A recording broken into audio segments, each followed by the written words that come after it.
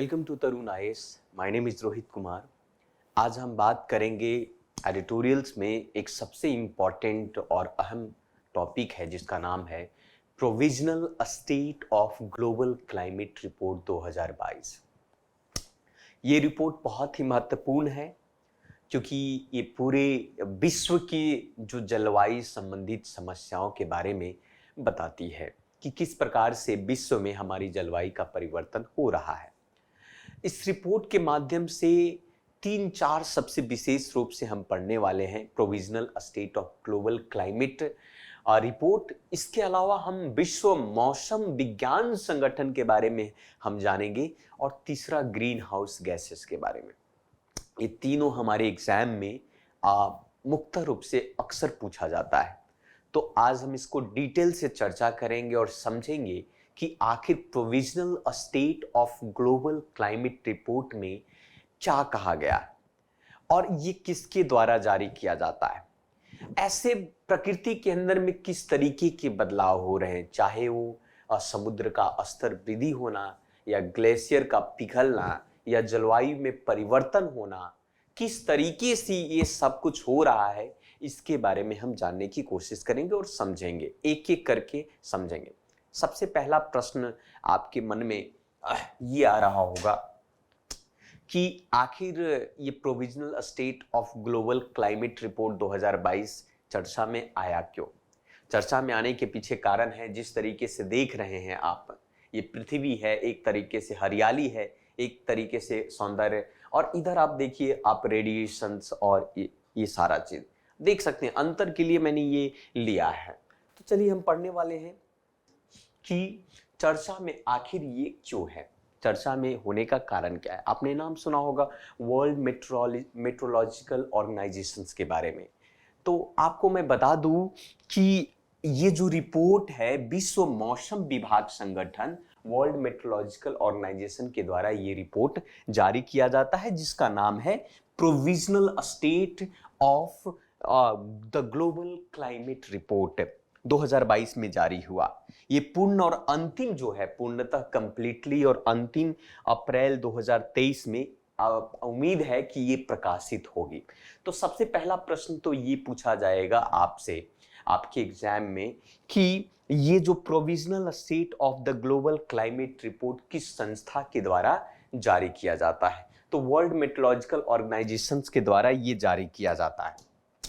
अब चर्चा का विषय ये है कि ऐसा क्या चीज कहा गया इस रिपोर्ट में, उसकी जानकारी। तो world meteorological organization state of the global climate report के माध्यम से ये कहा जा रहा है कि ये रिपोर्ट सबसे पहली बात तो हर साल जारी होता है, वार्षिक के आधार पर इसकी तैयारी की जाती है। और छठी जो आईपीसीसी जो आकलन रिपोर्ट के द्वारा इसको प्रदान किया गया, उसके मूल्यांकन किया गया और उसी के आधार पर इसे बनाया गया।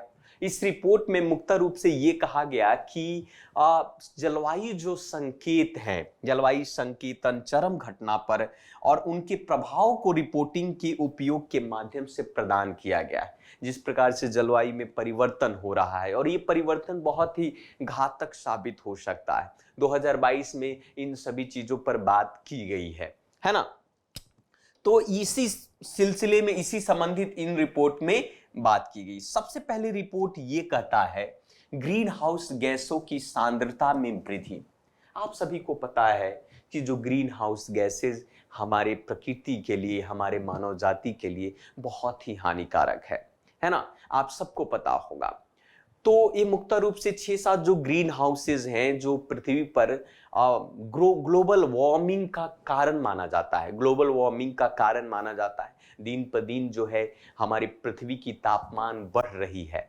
इनमें से 3 मुख्य गैस है ग्रीन हाउस गैस। वो 3 है आपका कार्बन डाइऑक्साइड, मीथेन है आपका, और तीसरा जो है NO2 अर्थात नाइट्रस ऑक्साइड की सांद्रता। इन तीनों की सांद्रता 2021 के रिकॉर्ड स्तर था। मीथेन आपको पता होगा, कार्बन डाइऑक्साइड CO2 है ना, उसके बाद मीथेन CH4 और नाइट्रस ऑक्साइड NO2। अब ऐसा कहा जा रहा है इस रिपोर्ट के अंदर में कि जो मीथेन है, जो कि ग्लोबल वार्मिंग की स्थिति उत्पन्न करने में कार्बन डाइऑक्साइड की तुलना में 25 गुना अधिक शक्तिशाली है। तो आप याद रखिएगा कि जो मीथेन होता है CH4 और CH4 है, कार्बन डाइऑक्साइड से ज्यादा ग्लोबल वार्मिंग करता है। वो भी कितना, 25 गुना अधिक शक्तिशाली है और उत्सर्जन में सबसे तेज गति से ये वृद्धि होता है। ये प्रश्न आपके एग्जाम में बन सकते हैं, है ना, कि मीथेन कार्बन डाइऑक्साइड से ज्यादा या 25 गुना अधिक शक्तिशाली है, जो उत्सर्जन से आपका तेज गति से वृद्धि होता है।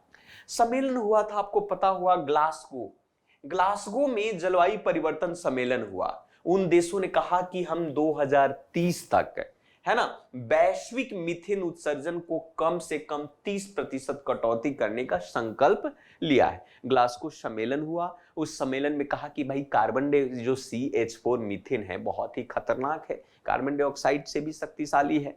तो हमारा मतलब मकसद चर्चा होनी चाहिए विश्व के अंदर में कि 2030 तक अभी जितने वायुमंडल में मीथेन है उसका 30% कटौती हो जाए, उत्सर्जन हम कम किया जाए, है ना, ताकि जो है वायुमंडल ये सब संतुलित रहे। इन सभी चीजों पर चर्चा हुई। तो ये ग्रीन गैस की सांद्रता से संबंधित बात इस रिपोर्ट में कही गई, है ना। अब जिसे ग्लोबल वार्मिंग तेजी से बढ़ता जा रहा है, और ग्लोबल वार्मिंग के कारण क्या होगा, जब ग्लोबल वार्मिंग होगी तो आप देखेंगे कि ग्लेशियर क्या होगा, पिघलेगा। ग्लेशियर पिघलेगा, बहुत जगह जगह पर आप देख सकते हैं कि सुखाड़, है ना, ड्रॉट की स्थिति उत्पन्न होगा, भूखमरी बढ़ेगा, फसल नष्ट हो जाएंगे और नए नए म्यूटेंट्स का विकास होगा। विकास तो कहना गलत ही है ना, वृद्धि होगा, नए नए तरीके प्रजातियों के आप कह सकते, तो मानव जाति के लिए एक संकट का कारण बन सकता है ना। अब हम चर्चा करते हैं तापमान। जैसे कि ग्लोबल वार्मिंग को हम लोगों ने देखा, है ना, कि global warming green house gases में कैसे वृद्धि हो रहा है। तापमान की भी थोड़ी चर्चा करते हैं। तापमान की बात इस रिपोर्ट में कहा गया कि वर्ष 2022 में जो वैश्विक औसत तापमान जो हुआ करता था, अगर हम 850 से लेकर 1900 की औसत डेटा से देखा जाए, उस डेटा के लगभग 1.15 डिग्री अधिक सेल्सियस अधिक होने का अनुमान है। एक औसतन तापमान, पृथ्वी की जो तापमान है वो तो औसतन जो फिक्स होनी चाहिए भाई, है ना। तो 1850 से लेकर 1900 में जो औसतन तापमान था, उस तापमान से 1.15 डिग्री सेल्सियस जो है अधिक होने का अनुमान है, ऐसा बताया जा रहा है इस रिपोर्ट के माध्यम से। ये भी कहा गया कि 2015 से लेकर 2022 है, इन 8 वर्षों में सबसे ज्यादा गर्म रहने का अनुमान भी इस चीजों में बात की गई।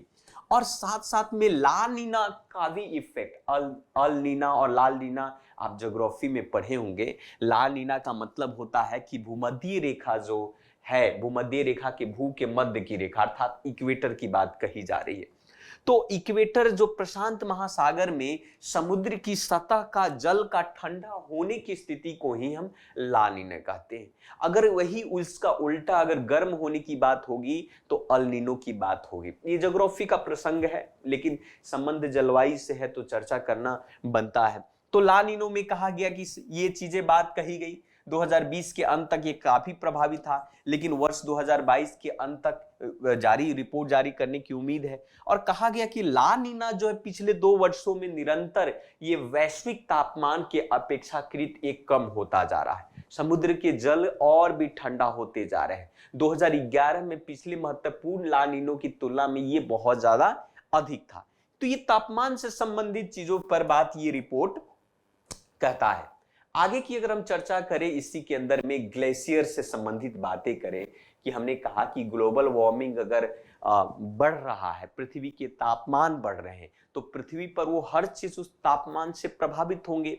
तो आप सभी को पता होगा कि जो पृथ्वी के 2 अक्ष हैं, है ना, 2 अक्ष कौन कौन से भाई, नॉर्थ और पोल है, नॉर्थ और साउथ की बात है। अब यहाँ पर तापमान तो बहुत कम है, यहाँ पर तो ग्लेशियर और बर्फ है। बहुत सारी ऐसी पहाड़ियां हैं जो ग्लेशियर्स, है ना, हिमालय की पहाड़ियां हुआ, एल्प्स हुआ, ये सब जितने भी हैं आपका। तो ये देखा गया कि ग्लेशियर जो है पिघलना शुरू हो गया है ना। वर्ष 2022 में ये ऐसा कहा जाता है कि यूरोपियन के जो एल्प्स जो हुआ करता, एल्प्स में जो ग्लेशियर पिघलने का रिकॉर्ड टूट गया। मतलब पूरे एल्प्स में 3 और 4 मीटर से भी अधिक मोटाई वाले ग्लेशियर जो है आपको पिघलते जा रहे हैं। और आपको पता होना चाहिए कि ग्लेशियर जब पिघलेगा, आपको पता है सिंपल सी भाई, बर्फ का पिघलना मतलब वाटर बनना, तो वाटर कहीं ना कहीं तो स्टोर होगा, तो वाटर जाहिर सी बात है कि समुद्र में जाकर स्टोर होगा, और समुद्र में जब स्टोर होगा, वहां पर जमा होगा, तो समुद्र के जो स्तर है, जल का स्तर, में वो वृद्धि आएगी। अब जल के स्तर में जब वृद्धि आएगी तो आसपास के छोटे मोटे जो आइलैंड्स हैं वो क्या हो जाएंगे, वो सबमर्ज्ड हो जाएंगे, डूब जाएंगे, जिसके कारण से उस आइलैंड के आसपास रहने वाली जो प्रजातियां हैं, चाहे मनुष्य हो, पशु हो, पक्षी हो, वो उससे प्रभावित होंगे, या फिर आप कह सकते हैं कि नष्ट हो जाएंगे। तो इसका जिम्मेवार कह सकते हैं कि हम ही लोग, आप लोग, सभी लोग हैं, पूरी मानव जाति है। मानव जाति के अलावा कोई अन्य तो जंतु है नहीं जो बुद्धिजीव, मानव जाति स्वयं को बुद्धिजीव कहता है, लेकिन बुद्धिजीव व्यक्ति ही अगर इस प्रकार से काम करे तो बुद्धिजीवता का परिणाम तो है, भुगतना तो पड़ेगा ही। तो ऐसा कहा जाता, तो कहा जाता है कि शुरुआती में के अनुसार स्विट्जरलैंड में 2021 में और 22 के बीच में ग्लेशियर का बर्फ 6% पिघल गई थी, है ना। इतिहास में पहली बार उच्चतम तापमान स्थलों पर गर्मी मौसम में बर्फ नहीं गिरी है। इस प्रकार के नवीन बर्फों का संचय नहीं हो पाया है। तो मतलब तापमान बढ़ रहा है, इसलिए बर्फ जो है, नई बर्फ का संचय होने का मतलब है कि भाई तापमान थोड़ी कम होगी तो फिर से बर्फ का बनना, पर ऐसा देखने को नहीं मिला। तो ये भी समस्या का कारण बन सकता है। अभी एक और भी यहां पर देखेंगे, जैसे कि हमने कहा कि ग्लेशियर पिघलेगा तो समुद्र का स्तर में वृद्धि होगा। अभी हमारी जो उपग्रह है एल्टीमीटर के रिकॉर्ड के अनुसार 30 वर्ष की बात करें, 1993 से 2022 के दौरान वैश्विक औसत समुद्र स्तर के अनुमानित जो है 3.4 प्लस माइनस 0.3 मिलीमीटर प्रति वर्ष में वृद्धि होता था, मतलब कभी कम और कभी अधिक। लेकिन 2000 अगर 1993 से 2000 की अगर हम 2 से लेकर 2013 से 2022 की बीच के दर की बात करें तो ये चीजें दुगनी हो गई। और 2000 हद तो तब हो गई कि भाई 2021 और अगस्त 2022 के बीच में देखा गया तो करीब समुद्र के स्तर में लगभग 5 मिलीमीटर का वृद्धि हुआ। अब 5 मिलीमीटर का वृद्धि आप समझ रहे हैं, आपको मामूली सा लगता होगा, लेकिन 5 मिलीमीटर का वृद्धि जो है संपूर्ण अगर समुद्र के अंदर में देखने को जाए तो आप कह सकते हैं कि इतना वाटर उसमें ऐड हुआ होगा, है ना। तो ग्लेशियर पिघलने के कारण समुद्र के स्तर में वृद्धि आ रहा है, यह भी समस्या का कारण है। जैसा कि हमने बताया छोटे मोटे आइलैंड सारे सबमर्ज हो जाते हैं। महासागरीय की और उष्मा की भी बात कर ले इसके अंदर में, तो ऐसा कहा कि भाई मानव द्वारा जिस प्रकार से ग्रीन हाउस गैसेस का उत्सर्जन हो रहा है, परिणाम उष्मा का संचय होगा और 90% समुद्र में जमा हो जाएगा। समुद्र के ही वाटर का तापमान भी वृद्धि होगा, इवोपरेशंस होगा आपको वाटर। अब जब इवोपरेट होगा तो बारिश अत्यधिक होगी और फिर वही प्रक्रिया आपको देखने को मिलेगा। तो ऐसा पाया गया कि 2021 में समुद्र के ऊपरी सतह से लेकर 2000 मीटर तक अभूतपूर्व स्तर गर्म रहा है ना। कुल मिलाकर समुद्र के सतह 55% हिस्से ने वर्ष 2022 में कम से कम एक समुद्री हीट वेव का अनुभव दिलाया है। तो ये बढ़ने के कारण, जबकि समुद्र की सतह केवल 22% हिस्से में ही समुद्री ठंड का अनुभव हुआ है। तो ऐसी चीज देखने को मिलती है। तो ये बातें इसके अंदर में बात कही गई है। अब थोड़ी सी चर्चा और कर लेते हैं। अब हम खराब मौसम की भी चर्चा कर लेते हैं। अब इन सब कारण से क्या होगा, मौसम खराब होंगे। विगत 40 वर्षों में ऐसा देखा गया कि तुलना में जो पूर्वी अफ्रीका में लगातार 4 वर्षों से बारिश की जो औसत बारिश है वो कम होती जा रही है, और इस बात का संकेत हो सकता है कि वर्तमान में मौसम जो है शुष्क हो जा सकता है। और जब मौसम शुष्क होगा, बारिश नहीं होगी, सुखाड़ होंगे, कृषि तबाह हो जाएगी और तरह तरह की समस्याएं उत्पन्न होगा। ऐसा माना जाता है कि जुलाई और अगस्त 2022 में रिकॉर्ड तोड़ बारिश के कारण पाकिस्तान में बाढ़ की स्थिति बन गई। आपने हाल फिलहाल में देखा किस प्रकार से पाकिस्तान में बाढ़ की स्थिति उत्पन्न हो गई थी। भारत और पाकिस्तान दोनों देश में मार्च और अप्रैल में हीट वेव के बाद बाढ़ आई, है ना। हीट वेव जो होता है, लू होता है, उसके बाद बाढ़ आई। उत्तरी गोलार्ध में बड़े हिस्से में असाधारण रूप से गर्म और शुष्क रहा। राष्ट्रीय रिकॉर्ड दर्ज किया गया। इसमें कहा जाता है कि चीन में सबसे और रिकॉर्ड के अनुसार दूसरी सबसे शुष्क में गर्मी भी रही है। तो कहने का मतलब खराब मौसम के कारण जो है जलवायु में परिवर्तन हो रहे हैं, सुखाड़ की स्थिति उत्पन्न हो रही, बाढ़ की स्थिति उत्पन्न हो रही, इन सभी समस्याओं का जड़ बनता जा रहा है। तो ये सभी चीजों पर हमने चर्चा किया। अब सवाल आपके मन में ये भी हो रहा है कि ठीक है, ये सब तो प्रकृति का प्रदत्त है, प्रकृति के परिणाम है, जिस प्रकार से मानव का जो कृत्य है तो प्रकृति उसका, सरकार क्या कर रही है, राष्ट्रीय स्तर पर और अंतर्राष्ट्रीय स्तर पर क्या किए जा रहे हैं, जलवायु परिवर्तन से निपटाने के लिए किस प्रकार के कदम उठाए जा रहे हैं, चाहे वो राष्ट्रीय स्तर पर हो या अंतर्राष्ट्रीय स्तर पर। अगर हम राष्ट्रीय स्तर की बात करें तो NAPCC जलवायु परिवर्तन के उभरते खतरे को सामना करने के लिए भारत में जलवायु परिवर्तन से निपटने के लिए राष्ट्रीय कार्य योजना नेशनल प्लानिंग जो है क्लाइमेट चेंज जारी की गई है और उसके तहत बहुत सारे मिशन चलाए गए। अब एक खास करके मिशन राष्ट्रीय सौर मिशन। अब राष्ट्रीय सौर मिशन में सोलर प्लेट से आपको एनर्जी मिलेगा, आप थर्मल पावर पर कम निर्भर रहेंगे। थर्मल पावर अगर अत्यधिक निर्भरता रहेगी तो कोयला का खपत बढ़ेगा, कोयला कंबशन होगा तो कार्बन डाइऑक्साइड बाहर निकलेगा, कार्बन डाइऑक्साइड बाहर निकलेगा तो ग्लोबल वार्मिंग होगी और फिर जलवायु में परिवर्तन होगा। तो कोशिश किया जाए कि नॉन रिन्यूएबल एनर्जी की खपत कम करके हम लोगों को डिपेंडेंसी जो है रिन्यूएबल एनर्जी की तरफ जानी चाहिए।